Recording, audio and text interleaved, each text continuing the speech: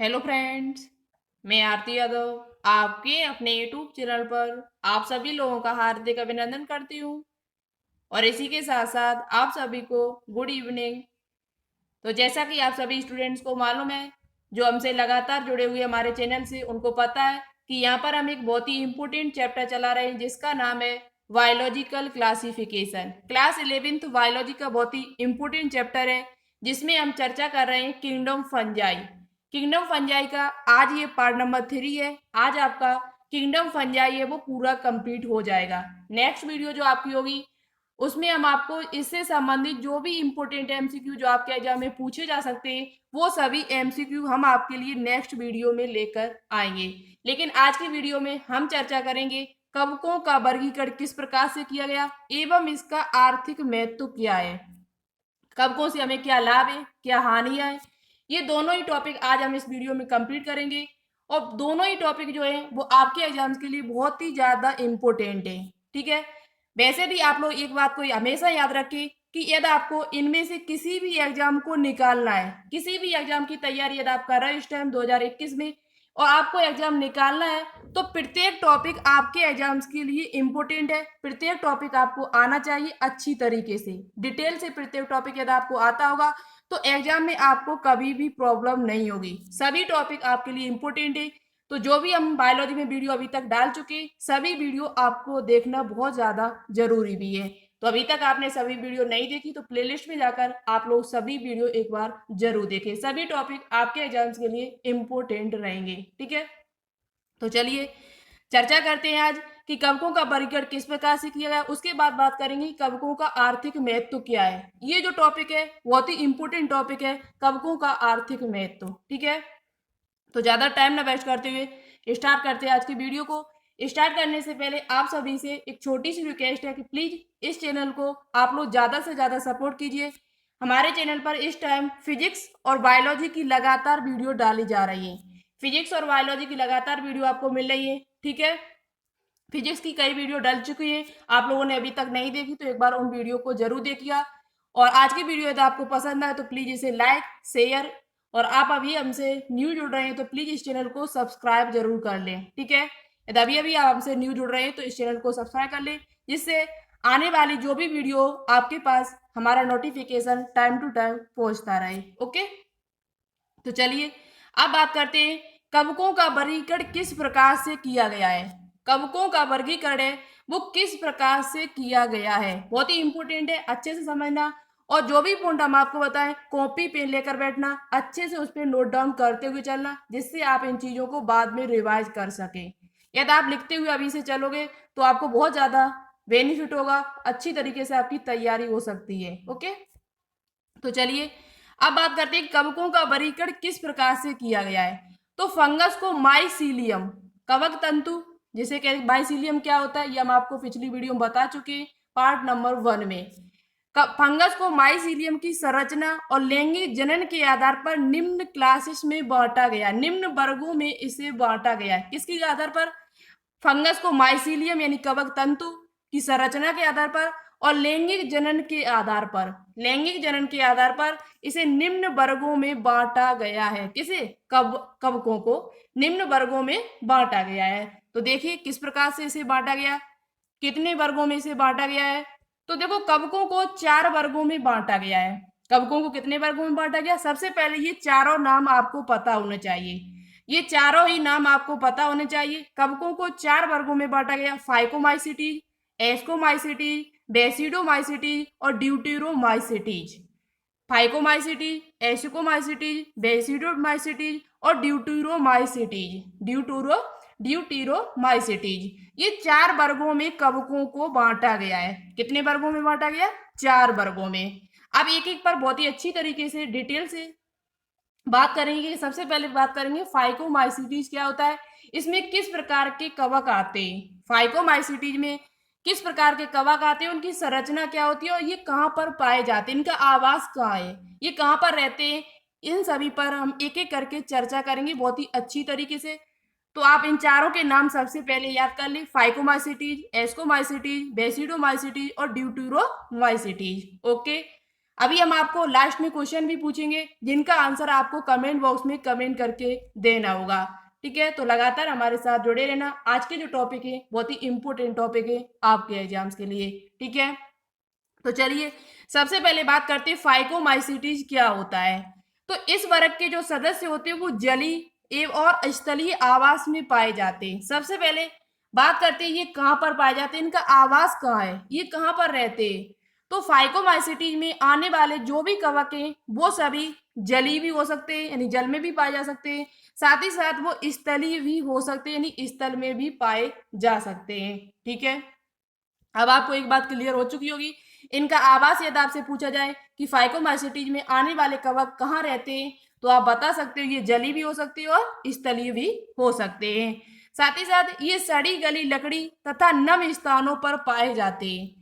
इस वर्ग में जो भी कवक आएंगे वो सभी कहाँ पर, सड़ी गली लकड़ी तथा नम स्थानों पर पाए जाते हैं। जहां पर नमी होगी उस जगह पर ये कवक पाए जाते हैं। ओके, कोई ज्यादा कठिन बात नहीं थी, आपको अच्छी तरीके से समझ में आ चुकी होगी। अब जो नेक्स्ट पॉइंट है बहुत ही इंपोर्टेंट पॉइंट है ये वाला।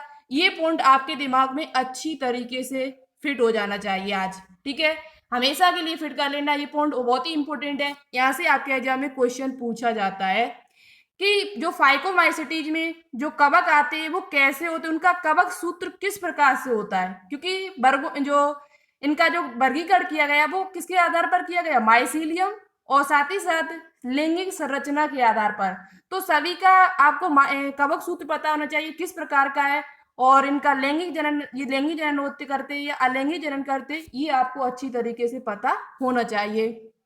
तो देखो फाइकोमाइसीटीज में जो कवक आते हैं उनका कवक सूत्र जो होता है वो माइसिलियम जो होता है वो पट रहित होता है, ए सेप्टेट होता है। अब बात करते हैं पट रहित का मतलब क्या यहाँ पर है, ये हम आपको पिछली वीडियो में बता भी चुके हैं। जिन्होंने पार्ट नंबर 1 को देखा होगा उनको पता भी होगा, लेकिन यहाँ पर हम थोड़ा आपको बता देते पट रहित का मतलब क्या है। तो देखो पट रहित का मतलब है जैसे कि आपका ये कोई कवक सूत्र है, ये आपका कोई कवक सूत्र है, यदि इसमें ये पट पाए जाते तो ये पट मतलब पट इसमें पाए जाते हैं तो ये पट होता है इसमें। तो यानी जो इसका माइसीलियम होता है वो पट युक्त होता, सेप्टेट होता। लेकिन यहाँ पर क्या लिखा हुआ है, इनका कवक सूत्र पट रहित होता है, मतलब कि इनमें पट नहीं पाए जाते। इनमें क्या नहीं पाए जाते, पट नहीं पाए जाते। इनका जो केंद्रक होता है वो इसी प्रकार से होता है, इनमें बीच में ये पट नहीं पाए जाते। ये जो पट होते हैं, ये लकीर जो हमने यहाँ पर खींची है, ये यानी कि ये पट नहीं पाए जाते। तो ये कैसे है, आपके पट रहित कवक सूत्र होते। बाकी के जो 3 बचे हुए वो सभी आपके पट युक्त होते। सबसे इंपॉर्टेंट बात यहाँ पर यही आप याद कर लेना कि फाइकोमाइसीटीज को छोड़कर शेष जो 3 बचे हुए हैं आपके एस्कोमाइसीटीज, बेसिडोमाइसीटीज, ड्यूटेरोमाइसीटीज, उन तीनों में ही पट पाए जाते हैं। अभी आपको आगे दिखाएंगे, बहुत ही अच्छी तरीके से आपको समझ में आएगा। अच्छे समझना प्रत्येक पॉइंट को। ठीक है, प्रत्येक पॉइंट आपके एग्जाम्स के लिए इंपॉर्टेंट है, और ये पॉइंट आपके लिए वेरी वेरी इंपॉर्टेंट है। पूछा जाता है कि फाइकोमाइसीटीज का जो कवक सूत्र है, जो माइसीलियम है, वो किस प्रकार से होता, कैसा होता है, पट रहित होता है या पट युक्त होता है, ए सेप्टेट होता है या सेप्टेट होता है। तो आपको याद रखना है फाइकोमाइसीटीज का जो कवक सूत्र होते हैं वो कैसे होते, पट रहित होते, यानी उनमें पट नहीं पाए जाते, उनमें पट नहीं पाए जाते। इस प्रकार से इनके केंद्रक फैले हुए होते। ठीक है, और यदि पट होते तो बीच में इस प्रकार से आपके ये केंद्रक जो होते हैं वो अलग अलग होते। इस प्रकार से आप विभेद कर सकते हो। नेक्स्ट पॉइंट की बात करते हैं, इनमें जनन किस प्रकार का होता है, तो लैंगिक और अलैंगिक दोनों ही होता है। फाइकोमाइसीटीज में आने वाले जो सदस्य होंगे उनका जो जनन है वो किस प्रकार से होता है, तो वो लैंगिक भी हो सकता है और अलैंगिक भी हो सकता है। अब बात करते हैं कि फाइकोमाइसीटीज में कौन कौन से कवक आते हैं, इस क्लास में कौन कौन से कवक आते हैं। तो आपका एक म्यूकर है, राइजोपस है और एलबुगो है। एलबुगो है आपका, राइजोपस है, म्यूकर है, ये सभी आपके किस में आते, ये सभी आपके फाइकोमाइसीटीज में आते। और ये कैसे होते, पट रहित होते। इनका जनन कैसा होता, तो लैंगिक और अलैंगिक दोनों ही प्रकार से होता है। अब बात करते हैं ये म्यूकर और जो राइजोपस है, इनको काली फफूंदी भी कहा जाता है, हमने आपको बताया था पिछली वीडियो में। जो आपका राइजोपस होता है ये कहाँ पर पाया जाता है, तो ये ब्रेड पर पाया जाता है। जो आपकी ब्रेड रोटी होती है जिस बनाए जो इस कवक की सहायता से जो बनाई जाती है, इन पर जो राइजोपस होता है वो कहाँ पर पाया जाता है, यदि आपसे पूछा जाए तो ब्रेड पर पाया जाता है। ब्रेड पर पाया जाने वाला जो कवक होता है उसका नाम यदि आपसे पूछा जाए तो आप क्या बताओगे, राइजोपस। अब बात करते हैं ये एल बूगो कहाँ पर पाया जाता है। तो अभी हमने टॉप 15 क्वेश्चन की एक वीडियो डाली थी, उसमें हमने आपको चर्चा की थी कि सरसों में जो रस्ट रोग होता है, सरसों में जो सफेद रस्ट रोग होता है, व्हाइट रस्ट रोग होता है, वो किसके कारण होता है। तो सरसों पर, सरसों की जो पत्तियां होती है उन पर जो ये रोग, कवक के कारण जो रोग होता है, वो आपका एल बूगो के कारण ही होता है। ये जो एल बूगो जो आपका कवक है, ये सरसों की पत्तियों में पाया जाता है। सरसों की जो पत्ती होती है उन पर, उनके ऊपर ही ये एल बूगो नाम का कवक पाया जाता है। तो एल बूगो कहाँ पर पाया जाता है, सरसों की पत्तियों पर। राइजोपस कहाँ पाया जाता है, तो ये ब्रेड पर पाया जाता है। ठीक है, अच्छे से आपको क्लियर हो चुका होगा अब तो। सरसों की पत्तियों पर पूछा जाए कौन सा कवक पाया जाता है, तो एल बूगो नाम का कवक पाया जाता है। ब्रेड पर पूछा जाए तो आप क्या बताओगे, राइजोपस पाया जाता है। नेक्स्ट भी बात करते हैं। नेक्स्ट आपका है दूसरा एस्कोमाइसिटीज। क्या है आपका, एस्कोमाइसिटीज, ये बहुत ही इंपॉर्टेंट है। अब बात करते हैं एस्कोमाइसिटीज जो होता है उसका कवक सूत्र किस प्रकार से होता है। तो अभी हमने आपको बताया था फाइकोमाइसिटीज को छोड़कर शेष बचे हुए तीन है, उन सभी में पटी होते हैं। वो कैसे होते हैं, पट युक्त होते हैं, यानी उनमें पट आपके पाए जाते हैं। इस प्रकार से उनमें पट पाए जाते हैं, ये उनके केंद्रक होते हैं अलग अलग। ठीक है, तो ये आपके जो एस्कोमाइसिटीज है वो कहाँ पर पाया जाता है, तो ये स्थलीय होता है, स्थल पर पाया जाता है। इसका कवक सूत्र की बात की जाए, कवक सूत्र आपको अच्छे से याद कर लेना है। इसका जो कवक सूत्र है वो पटीय होता है, सेप्टेट होता है। और साथ ही साथ इसमें जनन किस प्रकार से होता है, तो जनन जो होता है वो अलैंगिक जनन होता है। एस्कोमाइसिटीज में आने वाले जो भी कवक होंगे उनका जो जनन है वो किस प्रकार से होता है, यदि आपसे पूछा जाए तो अलैंगिक जनन होता है। ठीक है, बात करते हैं कि इस वर्ग में कौन कौन से सदस्य आते हैं, तो ईस्ट आपका हुआ और पेनिसिलियम। ईस्ट और जो पेनिसिलियम है, ईस्ट को हिंदी में खमीर कहा जाता है। यदि आपसे पूछा जाए कि ईस्ट को हिंदी में क्या कहा जाता है, तो ईस्ट को हिंदी में खमीर कहा जाता है।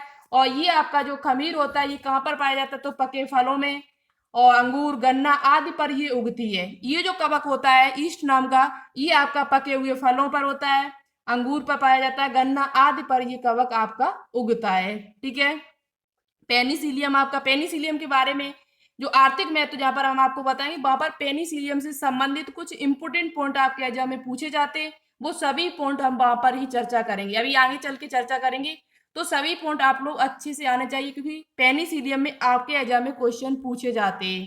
पेनिसिलियम एक प्रकार की औषधि है, एंटीबायोटिक है, और यहाँ से आपके एग्जाम में क्वेश्चन पूछे जाते हैं। तो अभी आगे चल के हम चर्चा इस पर करेंगे थोड़ा डिटेल से। ठीक है, तो यहाँ पर आप अच्छे से याद कर लेना, एस्कोमाइसिटीज में इनका कवक सूत्र किस प्रकार से होता है, तो ये पटी होते, सेप्टेट होते, स्थलीय होते। इनमें जनन किस प्रकार से होता है, तो अलैंगिक जनन होता है। कौन कौन से सदस्य इसके, तो ईस्ट और पेनिसिलियम। फाइकोमाइसिटीज में कौन आता था अभी, फाइकोमाइसिटीज में आपका म्यूकर, राइजोपस और एल्बुगो, ये तीन जो आपके हैं वो किस में आते थे, फाइकोमाइसिटीज में। ईस्ट और पेनिसिलियम किस में आते, तो एस्कोमाइसिटीज में। यहीं पर याद करने की कोशिश किया करो, जिससे आपको कुछ चीजें यहाँ पर याद हो जाए अभी, और शेष चीजें आप लोग जब रिवाइज करो तब आपको याद हो जाना चाहिए। ठीक है, प्रत्येक पॉइंट को याद करते हुए चलो, जिससे आपके एग्जाम में आपको कोई भी प्रॉब्लम ना आए, किसी भी प्रकार का क्वेश्चन आपसे पूछा जाए आप सॉल्व करके आओगे। ठीक है, यदि आप लोग लगातार डिटेल से प्रत्येक चीज को पढ़ते रहे तो।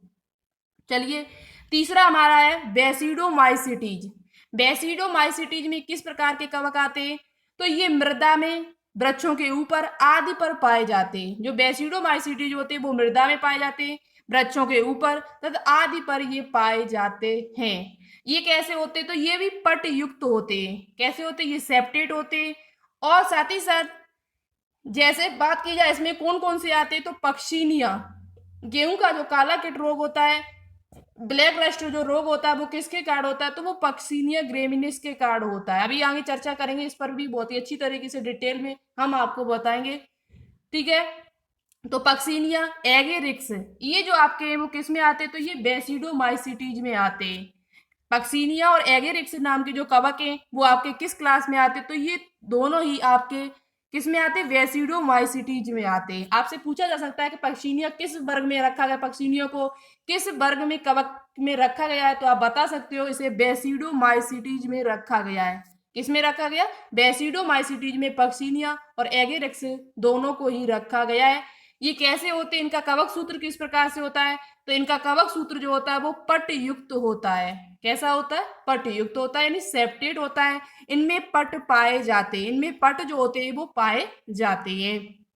चलिए नेक्स्ट पर चर्चा करते हैं। नेक्स्ट आपका लास्ट है ड्यूटेरोमाइसिटी। ड्यूटेरोमाइसिटी जो होता है वो किस प्रकार से है? तो इनका सबसे पहले बात करते हैं, इनका कवक सूत्र कैसा होता है। कवक सूत्र आपको चारों के याद होने चाहिए।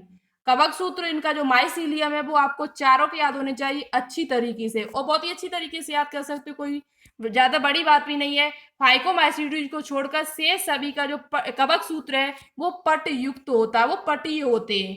ओनली जो फाइकोमाइसिटीज है वो ही आपका कैसा है? पट रहते हैं, यानी कि उसमें पट नहीं पाए जाते। शेष तीनों में आपके पट पाए जाते हैं। शायद अब आपको इन चीज ये जो हमने पॉइंट ये बताया वो आपको अच्छी तरीके से दिमाग में फिट हो चुके हैं, क्योंकि हम कई बार बता चुके हैं यहाँ पर। तो देखो ये पटीय कवक सूत्र है, इनका जो कवक सूत्र है वो कैसा होता है? पटीय होता है। कैसा होता है? पटीय होता है। इनमें लैंगिक जनन अनुपस्थित होता है। जो ड्यूटेरोमाइसिटीज होते हैं उनमें लैंगिक जनन जो होता है वो अनुपस्थित होता है। कैसा होता है? अनुपस्थित होता है। इनमें लैंगिक जनन नहीं पाया जाता है। वेरी वेरी इंपोर्टेंट पॉइंट पूछा जाता है कि कवक के किस वर्ग में लैंगिक जनन अनुपस्थित होता है, किस वर्ग में, किस क्लास के सदस्यों में लैंगिक जनन जो होता है वो अनुपस्थित होता है। तो वो आपका है ड्यूटेरोमाइसिटीज। इसे एक नाम से और जाना जाता है, अभी हम आपको आगे बताएंगे चल के ड्यूटेरोमाइसिटीज को किस नाम से और जाना जाता है। तो इसमें क्या है? आपका लैंगिक जनन जो होता है वो अनुपस्थित होता है। अलैंगिक जनन जो होता है वो कोनाइडिया द्वारा होता है। अब कोनाइडिया क्या होते हैं ये हम आपको पिछली वीडियो में बता चुके हैं। अलैंगिक जनन तीन प्रकार से होता है, चल बीजाणु, अचल बीजाणु और कोनाइडिया द्वारा। तो कोनाइडिया द्वारा किस प्रकार से होता है ये हम आपको पिछली वीडियो में बता चुके हैं। आप लोग एक बार उस वीडियो को जरूर देखिए, वहां पर हमने जनन पर चर्चा किया था। जनन किस प्रकार से कवकों में होता है, लैंगिक जनन किस प्रकार से होता है, अलैंगिक जनन किस प्रकार से होता है, कायिक जनन किस प्रकार से होता है। ये तीनों ही पॉइंट हमने पिछली वीडियो में आपको बताए हुए हैं। ठीक है, बहुत ही इंपॉर्टेंट है। लैंगिक जनन से आपके एग्जाम में क्वेश्चन भी पूछे जाते हैं। ओके, तो चलिए, तो आपको समझ में आ गया होगा ड्यूटेरोमाइसिटीज में जो कवक सूत्र होता है वो कैसा होता है? पटी होता है। साथ ही साथ इनका जो लैंगिक जनन है वो अनुपस्थित होता है, और इनमें अलैंगिक जनन जो होता है वो कोनाइडिया द्वारा होता है। किस प्रकार से होता है? कोनाइडिया द्वारा होता है। अब बात करते हैं इसमें कौन कौन से कवक आते हैं। तो सार्कोस्पोरा, ट्राइकोडर्मा, साइकोस्पोरा और कोलेटोट्राइकम। कोलेटोट्राइकम, सार्कोस्पोरा, ट्राइकोडर्मा, ये तीनों ही कवक जो आपके वो किस में आते हैं? ड्यूटेरोमाइसिटीज में आते हैं। इन्हें एक नाम और दिया गया जो वेरी वेरी इंपोर्टेंट पॉइंट है यहाँ पर, लैंगिक जनन अनुपस्थित होने के कारण इनको इनपरफेक्ट फंजाई कहा जाता है। फंजाई इनपरफेक्ट, इम्परफेक्ट फंजाई कवक इनके नाम से इन्हें जाना जाता है। तो आपसे पूछा जा सकता है कि इनपरफेक्ट इम्परफेक्ट कवक किस क्लास को कहा जाता है? तो ये आपका ड्यूटेरोमाइसिटीज को कहा जाता है। क्यों कहा जाता है? क्योंकि इसमें लैंगिक जनन जो होता है वो अनुपस्थित होता है। लैंगिक जनन अनुपस्थित होने के कारण इनको क्या कहा जाता है? परफेक्टी फंजाई के नाम से इनको जाना जाता है। ठीक है, चलिए अब बात करते हैं नेक्स्ट। तो देखो नेक्स्ट पे चर्चा करने के बाद, नेक्स्ट चर्चा करने से पहले हम आपको एक बात अच्छे से क्लियर कर देते हैं फिर दोबारा से। यदि आपको पट उनका माइसिलियम पूछा जाए तो फाइकोमाइसिटीज को छोड़कर शेष सभी में जो माइसिलियम होता है वो पट युक्त होता है, और ओनली फाइकोमाइसिटीज आपका ऐसा वर्ग है जिसमें पट नहीं पाए जाते। ठीक है, और जनन आप लोग अच्छे से याद कर लेना, और जो भी उदाहरण हमने आपको बताया वो सभी उदाहरण आपको अच्छी तरीके से याद होने चाहिए। अभी हम यहाँ पर यहीं से क्वेश्चन करेंगे जिनका आंसर आप लोगों को कमेंट बॉक्स में कमेंट करके देना होगा। जो भी स्टूडेंट्स राइट आंसर देंगे, नेक्स्ट वीडियो हम एमसीक्यू जब भी लेकर आएंगे तो उनके नाम भी लेकर आएंगे। नेक्स्ट वीडियो जब भी हम लेकर आएंगे तो उन स्टूडेंट्स के नाम भी लेकर आएंगे, जो भी क्वेश्चन हम यहाँ पर पूछेंगे उनका आंसर जो भी देगा। अभी हम क्वेश्चन पूछ रहे हैं, थोड़ा हमारे साथ बने रहना। ठीक है, अब बात करते हैं कवकों का आर्थिक महत्व। कवकों का आर्थिक महत्व क्या है? कवकों का आर्थिक महत्व, कवक किस प्रकार से लाभ पहुंचाते हैं और किस प्रकार से हानि पहुंचाते हैं, ये भी आपको अच्छी तरीके से आना चाहिए। यहाँ से आपके एग्जाम में क्वेश्चन भी पूछे जाते हैं, किस प्रकार के क्वेश्चन पूछे जाते हैं ये भी हम आपको बताते हुए चलेंगे। तो कवकों का आर्थिक महत्व यानी economic importance of fungi, economic importance of fungi, कवकों का आर्थिक महत्व। कवक हमारे लिए जो होते हैं वो हानिकारक भी होते हैं और लाभदायक भी होते हैं। ऐसा ही नहीं कि लाभ ही लाभ आपको पहुंचाए, तो ये गलत है। कवक जो होते हैं वो हानिकारक भी होते हैं और कुछ कवक जो होते हैं वो लाभदायक भी होते हैं। अब कौन कौन से हानिकारक है, कौन से कवक हमारे लिए लाभदायक है, दोनों पर ही हम चर्चा करेंगे। ठीक है, सबसे पहले बात करेंगे लाभदायक कौन कौन से हैं, हमारे लिए कौन कौन से कवक है जो लाभ पहुंचाते हैं, हमारे मनुष्य के लिए लाभदायक है। ऐसे कवक कौन कौन से हैं और किसके लिए काम आते हैं, ये भी हम आपको बताते हुए चलेंगे। तो सबसे पहले आपका है मशरूम। मशरूम में जिसका नाम है एगेरिक्स। एगेरिक्स, मार्केला तथा लाइकोपर्डोन आदि भोजन के रूप में प्रयोग होते। वेरी इंपोर्टेंट पॉइंट है, यहाँ से आपके एग्जाम में क्वेश्चन पूछा जाता है कि भोजन के रूप में प्रयोग होने वाले कवक का नाम बताइए। ऐसे कवक का नाम बताइए जो भोजन के रूप में प्रयोग किए जाते हैं। तो वो आपका एक है मशरूम, बहुत ही इम्पोर्टेंट, आपने इसका नाम भी सुना होगा और खाया भी होगा कुछ स्टूडेंट ने शायद इसको, इसकी सब्जी बनाई जाती है। मशरूम आपका हुआ, मार्केला हुआ और लाइकोपर्डोन, ये तीनों ही वो आपके भोजन के रूप में प्रयोग किए जाते हैं। किसके रूप में प्रयोग किए जाते हैं, भोजन के रूप में प्रयोग किए जाते हैं। तो ये क्या हमारे लिए लाभ ही तो है, लाभदायक ही तो है हमारे लिए। जो भोजन के लिए प्रयोग, जिनसे हमें भोजन मिल रहा है वो हमारे लिए क्या है, लाभदायक है। तो लाभदायक कौन कौन से आपके हुए, भोजन के रूप में कौन से कवक प्रयोग किए जाते हैं, तो मशरूम हुआ, मार्केला हुआ, लाइकोपर्डोन हुआ, ये तीनों ही भोजन के रूप में प्रयोग किए जाते हैं। आपसे पूछा जा सकता है कि निम्न में से कौन भोजन के रूप में प्रयोग किया जाता है, तो आप बता सकते हो मार्केला है, लाइकोपर्डोन है और मशरूम आपका है। ठीक है, नेक्स्ट बात करते हैं, ईस्ट से थायमिन, राइबोफ्लेविन, निकोटिनिक अम्ल, बायोटिन आदि विटामिन मिलते हैं। जो आपका ईस्ट होता है, कुछ कवक ऐसे होते हैं जिनसे हमें विटामिन भी प्राप्त होती है। वो कौन कौन सी विटामिन है, एक का नाम है थायमिन, राइबोफ्लेविन, निकोटिनिक अम्ल और बायोटिन आदि विटामिन हमको मिलते हैं। आपसे पूछा जा सकता है ऐसे कवक का नाम बताइए जिससे हमें विटामिन प्राप्त होती है। राइबोफ्लेविन विटामिन जो है वो किस कवक से प्राप्त होती है, तो आप बता सकते हो ईस्ट से प्राप्त होती है। ईस्ट क्या है, एक प्रकार का कवक है। ईस्ट क्या आपका, एक प्रकार का कवक है। अब आपको कमेंट बॉक्स में कमेंट करके बताना होगा कि थायमिन किस विटामिन का वैज्ञानिक नाम है, राइबोफ्लेविन किसका है, निकोटिनिक अम्ल किसका है और बायोटिन किसका है। क्योंकि विटामिन वाला जो टॉपिक है वो हम 3 वीडियो में कंप्लीट करा चुके हैं। 2 वीडियो में हमने उसकी थ्योरी कराई है और तीसरी वीडियो में उससे संबंधित जो भी इंपोर्टेंट एमसीक्यू वो हम आपको करा चुके हैं। अभी तक आपने ये वीडियो नहीं देखी तो प्लेलिस्ट में जाकर इन तीनों वीडियो को जरूर देखना। बहुत ही इंपोर्टेंट क्वेश्चन है जो आपके एग्जाम में पूछे जा सकते हैं आपसे। ठीक है, तो इन तीनों चारों के आपको वैज्ञानिक नाम बताने कि थायमिन है वो किस विटामिन का नाम है, किस विटामिन का रासायनिक नाम है, राइबोफ्लेविन है किसका है, निकोटिनिक अम्ल किसका है, बायोटिन किसका है। ये चारों के आपको कमेंट बॉक्स में कमेंट करके नाम बताने होंगे, रासायनिक नाम, किस विटामिन का ये रासायनिक नाम है, उनकी उन विटामिन के नाम बताने, विटामिन बतानी होगी आपको। ठीक है, अब बात करते हैं पेनिसिलियम रॉकफोर्टी कवक पनीर बनाने के काम आता है। Penicillium Roquefort very very important है, पूछा जाता है कि पनीर बनाने में किस कवक का प्रयोग किया जाता है। एक प्रकार का उद्योग हुआ ये, तो पनीर बनाने में किस कवक का प्रयोग किया जाता है, तो आपका पेनिसिलियम रॉकफोर्टी। पेनिसिलियम रॉकफोर्टी कवक जो होता है उसका प्रयोग पनीर बनाने के काम में आता है। पनीर बनाने के काम में किसका प्रयोग किया जाता है, तो रॉकफोर्टी नाम कवक होता है उसका प्रयोग किया जाता है। नेक्स्ट पॉइंट आपका है सैकेरोमाइसीस सेरेवेसी ईस्ट का प्रयोग डबल रोटी बनाने में किया जाता है। ये भी पॉइंट वेरी वेरी इंपोर्टेंट है, आपसे पूछा जा सकता है कि डबल रोटी बनाने में किस कवक का प्रयोग किया जाता है, तो आप बता सकते हो सैकेरोमाइसीस सेरेवेसी। सैकेरोमाइसीस सेरेवेसी नाम का एक ईस्ट होता है जिसका प्रयोग डबल रोटी बनाने में किया जाता है, यानी ब्रेड बनाने में किया जाता है। ब्रेड जो बहुत ही मुलायम होते हैं वो किसके कारण होते हैं, तो वो आपके कवक के कारण ही होते हैं। ब्रेड जो आपके होते हैं वो मुलायम जो आपके होते हैं वो किसके कारण होते हैं, वो मुलायम जो होते हैं वो आपके किसके कारण होते हैं, कवक के कारण ही होते हैं। ठीक है, तो सैकेरोमाइसीस सेरेवेसी जो ईस्ट है उसका प्रयोग डबल रोटी बनाने में किया जाता है। जो हमने क्वेश्चन पूछे उनका आंसर आप लोग प्लीज कमेंट बॉक्स में कमेंट करके जरूर बताएं।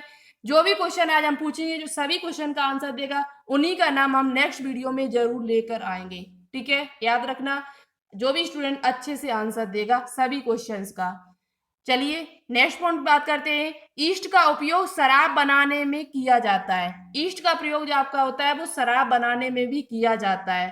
एल्कोहल बनाने में पूछा जाए किसका प्रयोग किया जाता है, तो ईस्ट का प्रयोग आपका शराब बनाने यानी एल्कोहल बनाने में भी किया जाता है। एल्कोहल बनाने में आपसे क्वेश्चन यहाँ पूछा जाता है कि किस एंजाइम का प्रयोग किया जाता है। आप केमिस्ट्री में पढ़ोगे जाके ये चीज कि एल्कोहल कैसे बनाया जाता है, उसमें कौन सा एंजाइम काम आता है। तो आप एंजाइम अच्छे से याद कर लेना।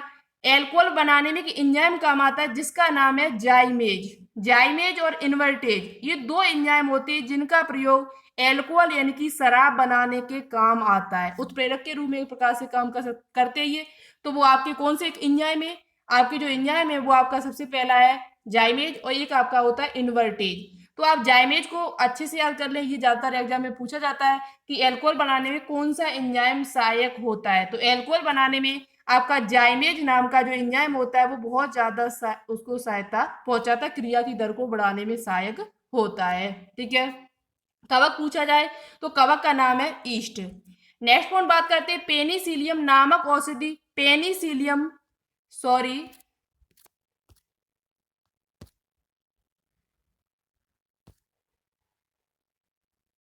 आगे देखते हैं। पेनिसिलियम नामक औषधि पेनिसिलियम नोटेटम पेनिसिलियम क्राइसोजिनम कवक से प्राप्त होती है। वेरी वेरी इंपोर्टेंट पॉइंट है, ये भी पूछा जाता है कि पेनिसिलियम नामक औषधि जो है वो किस कवक से प्राप्त की जाती है। पेनिसिलियम नाम की जो औषधि है, प्रतिजैविक है, एंटीबायोटिक है, वो किस कवक से प्राप्त की जाती है। जनरली ये क्वेश्चन आपके एग्जाम में पूछा ही जाता है हमेशा। तो पेनिसिलियम जो पेनिसिलिन नाम की जो औषधि है वो पेनिसिलियम नोटेटम और पेनिसिलियम क्राइसोजिनम कवक से प्राप्त होती है। पेनिसिलियम नोटेटम और पेनिसिलियम और क्राइसोजेनम नाम के जो कवक होते हैं उनसे आपकी पेनिसिलिन नामक औषधि प्राप्त होती है। अब बात करेंगे इसके बारे में कुछ इंपोर्टेंट पॉइंट है जो आपको याद रखने हमेशा के लिए। सबसे पहला जो पॉइंट है आपको याद करना है कि यहाँ पर ही हम आपको बता देते हैं। सबसे पहले बात करते हैं ये जो पेनिसिलिन है ये आपकी पहली खोजी गई औषधि है। पहली खोजी गई आपकी प्रतिजैविक औषधि। यदि आपसे पूछा जाए कि पहली खोजी गई प्रतिजैविक औषधि यानी एंटीबायोटिक औषधि का नाम बताइए। यदि आपसे पूछा जाए कि पहली खोजी गई प्रतिजैविक औषधि का नाम बताइए तब आप क्या बताओगे, पेनिसिलिन बताओगे। क्या बताओगे, पेनिसिलिन।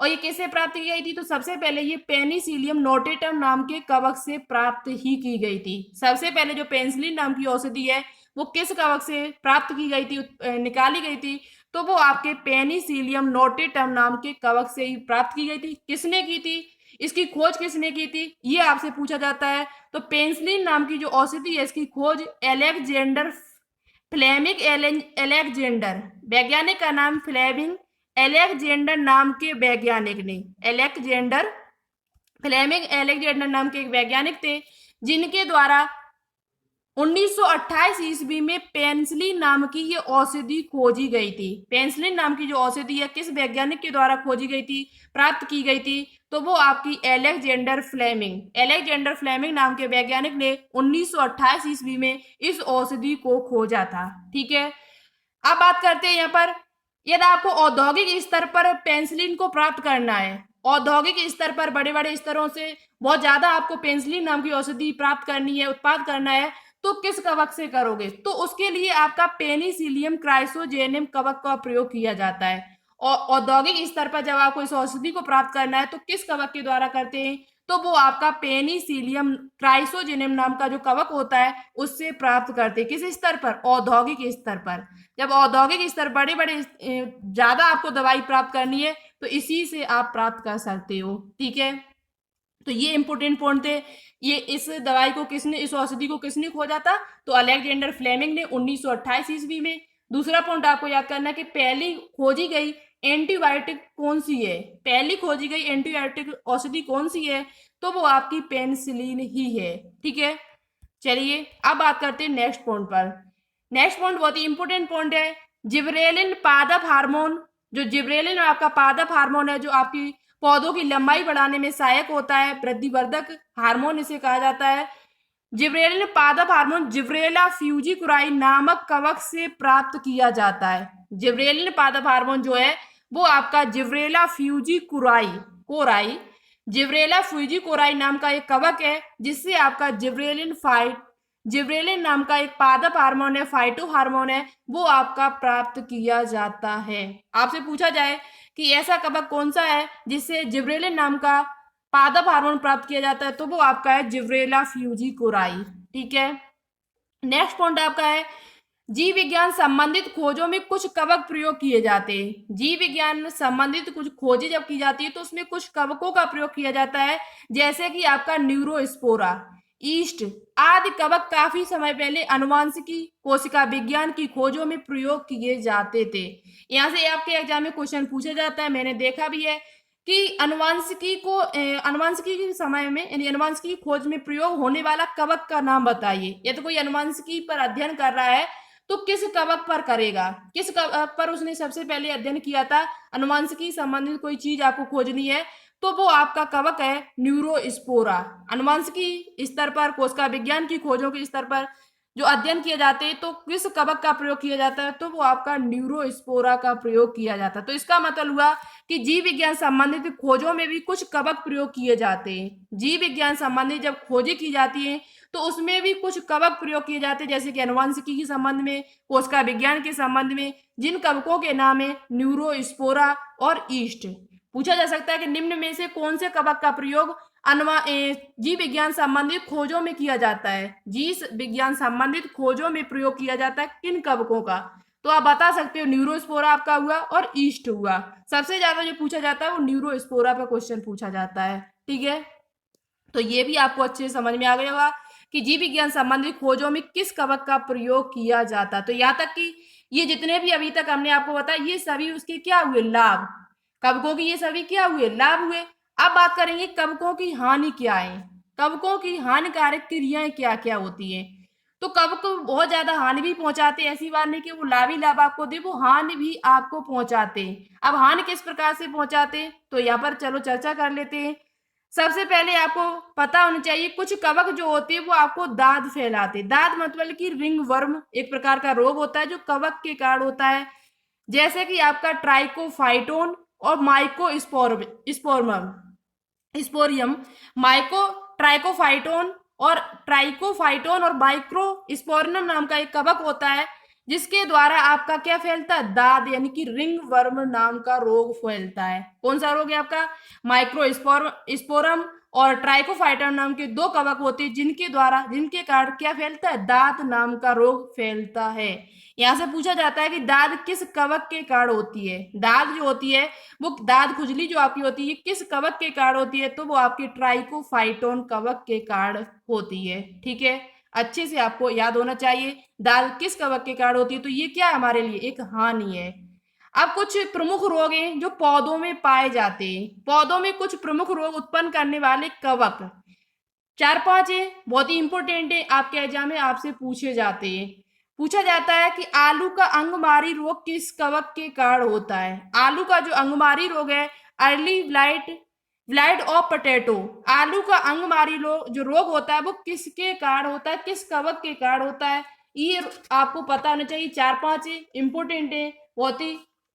तो यहाँ पर जो आपका आलू का जो अंगमारी रोग होता है एक प्रकार का रोग है, आलू में जो हो जाता है उसमें छोटे छोटे चिकते से काले काले पड़ जाते हैं, तो वो आपका किस कवक के कारण होता है यदि आपसे पूछा जाए तो अल्टेनेरिया अल्टेनेरिया सोलेनाई अल्टेनेरिया सोलेनाई। अब आप याद कैसे करोगे, तो देखो आपको पता है सोलेनाई, अल्टेनेरिया सोलेनाई। जो आपका आलू होता है वो किस कुल में आता है, आलू जो आपका है वो किस कुल का सदस्य है, तो वो सोलेनेसी का सदस्य है। आपको पता है कि आलू किस कुल में आता है, आलू जो आपका है वो सोलेनेसी कुल में आता है। तो आप इसी से याद कर लेना, यदि सोलेनाई कहीं आ जाता है तो ये कवक है और इस कवक के कारण आलू में अंगमारी रोग होता है, यानी अर्ली ब्लाइट ऑफ पोटैटो रोग आपका अल्टेनेरिया सोलेनाई के कारण होता है। सोलेनाई से आप याद कर लेना, सोलेनाई का मतलब है ये आलू से संबंधित रोग है। सोलेनाई यदि आपको शब्द मिल जाए तो किस पादप से संबंधित है, तो आपका वो आलू से संबंधित है। अल्टेनेरिया सोलेनाई के द्वारा कौन सा रोग होता है पादपों में, तो आलू में अंगमारी रोग होता है। आलू किस कुल का सदस्य है, तो ये सोलेनेसी कुल में आता है। किस कुल में आता है, सोलेनेसी कुल में ही आपका आता है। ठीक है, एक रोग आपको अच्छे से याद हो चुका होगा, आलू का अंगमारी रोग किसके कारण होता है? तो अल्टेनेरिया सोलेनाई के कारण होता है। नेक्स्ट बात करते हैं, गन्ने का लाल गलन, red rot of sugarcane. गन्ने का जो लाल गलन, गन्ने में आपने देखा होगा लाल लाल हो जाते हैं, उसमें लाल रोग एक लग जाता है, यानी कि उस रोग का जो कलर है वो लाल होता है। तो लाल गलन जो रोग होता है वो किसके कारण होता है? रोग गन्ने का जो लाल गलन रोग है वो किसके कारण होता है? तो आपको पता होना चाहिए, उस कवक का नाम है कोलेटोट्राइकम। कोलेटो हम यहाँ पर लिख ही देते हैं, आप लोग अच्छे से लिख लेना। कोलेटो कोलेटो कोलेटोट्राइकम ट्राइकम कोलेटोट्राइकम फाल्केटम फाल्के फाल्केटम। आपने पहले से भी शायद पढ़े होंगे, यदि आपने फर्स्ट ईयर क्लास में पढ़ी होगी चैप्टर तो पढ़ा भी होगा वहां पर। आप लोग अच्छे से याद कर लेना इन चीजों को, ये एग्जाम में पूछे जाते क्वेश्चन। गन्ने का जो लाल गलन रोग है वो किस कवक के कारण होता है? तो कोलेटोट्राइकम फाल्केटम। कोलेटोट्राइकम फाल्केटम नाम का जो कवक है जिसके कारण गन्ने का लाल गलन रोग होता है। ठीक है, अब बात करते हैं गेहूं का काला कीट रोग। वेरी वेरी इंपोर्टेंट है, ये क्वेश्चन तो कई बार पूछा भी गया है कि गेहूं का काला कीट रोग है वो किसके कारण होता है? Black rust of wheat. Black rust of wheat जो रोग है वो किसके कारण होता है, किस कवक के कारण होता है? तो अभी हमने पीछे आपको बताया था पक्सिनिया ग्रेमिनिस। पक्सिनिया पक्सिनिया नाम का जो कवक है आपका है पक्सिनिया ग्रेमिनिस। ग्रेमिनिस ग्रेमिनस पक्सिनिया ग्रेमिनस नाम का एक कवक होता है जिसके कारण आपका गेहूं में काला कीट रोग होता है। गेहूं में जो काला कीट रोग होता है वो पक्सिनिया ग्रेमिनिस नामक कवक के कारण आपका होता है। ये क्वेश्चन बहुत ही ज्यादा इंपॉर्टेंट है। ठीक है, चलिए अब बात करते हैं नेक्स्ट, दो रोग और बचे हुए हमारे। मूंगफली का टिक्का रोग। मूंगफली का टिक्का रोग यदि आपसे पूछा जाए किसके कारण होता है, यदि आपको ये रोग देखने से अभी, तो आप लोग गूगल पर एक बार सर्च कर लेना। आपको ये रोग देखने हैं किस प्रकार से रोग होते हैं, क्या उसमें परिवर्तन आता है उस पादप में, तो आप लोग एक बार गूगल पर देखना, फोटो सभी की डली हुई है, सर्च करके एक बार जरूर देखना, जिससे आपको पता चल जाए कि काला कीट रोग कैसा होता है, टिक्का रोग कैसा होता है, और ये आपका गन्ने में लाल गलन कैसे होता है, आलू का अंगवारी रोग क्या होता है, ये सभी चीजें उस पर डली हुई हैं। तो आप लोग प्लीज एक बार उसे जरूर देखें। ठीक है, तो बात करते हैं मूंगफली का टिक्का रोग किसके कारण होता है। तो मूंगफली का जो टिक्का रोग होता है वो सार्कोस्पोरा पर्सिनेटा के कारण होता है। सार्कोस्पोरा सार्कोस्पोरा पर्सिनेटा पर्सिनेटा सार्कोस्पोरा पर्सिनेटा कवक के कारण आपका मूंगफली का टिक्का रोग होता है। सार्कोस्पोरा पर्सिनेटा कवक के कारण आपका कौन सा रोग होता है? तो मूंगफली का टिक्का रोग होता है। ठीक है, नोटबुक पे नोट डाउन कर लेना। एक रोग आपका और बचा गया पांचवा, धान का भूरी पड़ चित्ती रोग। धान में भूरी पड़ चित्ती रोग हो जाता है। धान यहाँ पर हम लिख के नहीं लाए उसे, तो आप लोग पहले लिखना रोग का नाम क्या है? धान का भूरी पड़ माने पत्ती, चित्ती रोग, यानी धान की पत्तियों पर भूरे भूरे चितके से पड़ जाते हैं, चित्ती रोग। ये किसके कारण होता है? तो धान का जो भूरी पड़ चित्ती रोग है वो आपका हेलमिंथो स्पोरियम ओराइजी के कारण होता है। हेलमिंथो स्पोरियम ओराइजी, नोटबुक पे नोट डाउन कर लेना। हेलमिंथो हेलमिंथो हेलमिंथो स्पोरियम स्पोरियम ओराइजी। ओराइजी वैसे भी आपको पता है धान के वैज्ञानिक नाम में भी आता है ओराइजी। ठीक है, आपका क्या है? हेलमिंथो स्पोरियम ओराइजी। ओराइजी कवक के कारण आपका जो धान होता है उसमें भूरी पड़ चित्ती रोग हो जाता है। तो ये चार पांच जो रोग थे वो सभी इंपोर्टेंट है, और ये चारों पांचों के नाम आपको अच्छी तरीके से आना चाहिए। अभी हम जब आगे एमसीक्यू लेकर आएंगे तो वहां पर हम ये क्वेश्चंस भी लेकर आएंगे, तब तक आप लोग अच्छे से याद कर लेना, जिससे आपके एमसीक्यू सभी राइट जाएं। पीछे जो भी पार्ट हमने इसके बनाए सभी अच्छी तरीके से रिवाइज करना, जिससे आप एमसीक्यू अच्छे से लगा सको। यदि हम 25 लेकर आते तो 25 में आपके 25 भी राइट होने चाहिए। ठीक है, यदि आप लोग तैयारी कर रहे हो इस टाइम अच्छे से, तो आपके 25 एमसीक्यू में 25 भी आपको आने चाहिए क्वेश्चन। ओके, एक क्वेश्चन यहाँ पर और अच्छे से याद कर लेना। एक क्वेश्चन आपसे पूछा जाता है जो नोट में हम यहाँ पर लिखे देते हैं, गोबर पर उगने वाले कवक का नाम क्या है? वेरी इंपोर्टेंट पॉइंट है, पूछा जाता है कि गोबर पर उगने वाले कवक का नाम बताइए। तो गोबर पर जो कवक उगता है उस कवक का नाम क्या है? गोबर पर उगने वाले कवक का नाम, गोबर पर उगने वाले कवक का नाम यदि आपसे पूछा जाए तो एक कवक है जिसका नाम है क्रोपोफिल्स। क्रोपोफिल्स, क्रोपोफिल्स नाम का एक, यहां पर हम लिख देते हैं क्रोपोफिल्स। क्रोपोफिल्स नाम का एक कवक होता है जो आप पर गोबर, जो आपका गोबर पर होता है। किस पर उगता है? जो गोबर होता है उस पर आपका एक कवक उगता है जिसका नाम है क्रोपोफिल्स। ये पॉइंट बहुत ही इंपॉर्टेंट पॉइंट है, तो इन सभी पॉइंट को आप लोग नोटबुक पे नोट डाउन कर लेना, ठीक है। तो चलिए अब बात करते हैं क्वेश्चंस। अब हम आपको क्वेश्चन दे रहे हैं, 4-5 क्वेश्चन है जिन सभी के आंसर आपको कमेंट बॉक्स में कमेंट करके बताने होंगे, इसी से संबंधित होंगे, इसी टॉपिक से संबंधित होंगे, ठीक है। तो सबसे पहला क्वेश्चन है कि आपको कवकों का जो वर्गीकरण हमने आपको बताया था उन चारों के नाम लिखने हैं। कवकों का जो वर्गीकरण हमने किया है क्लासिफिकेशन ऑफ फंजाई, उनका चारों के आपको नाम लिखने हैं और ये आपको बताना है किसमें माइसिलियम पटयुक्त होता है और किसमें पट रहित होता है। इन चारों में से आपको बताना किसमें सेप्टेट, कौन सा वर्ग है वो सेप्टेट है, कौन सा एब्सेप्टेट है, यानी कि किसमें पट पाए जाते हो किसमें पट नहीं पाए जाते हैं। तो सबसे पहला क्वेश्चन आपका यही है, चारों के नाम, और साथ ही साथ आपको बताना होगा इनमें इनका जो माइसिलियम होता है वो किस प्रकार से होता है, इनका जो कवक सूत्र होता है वो कैसा होता है, ठीक है। दूसरा क्वेश्चन आपको बताना होगा फाइकोमाइसिटीज में कौन कौन से कवक आते हैं, फाइकोमाइसिटीज में कौन कौन से कवक आते हैं।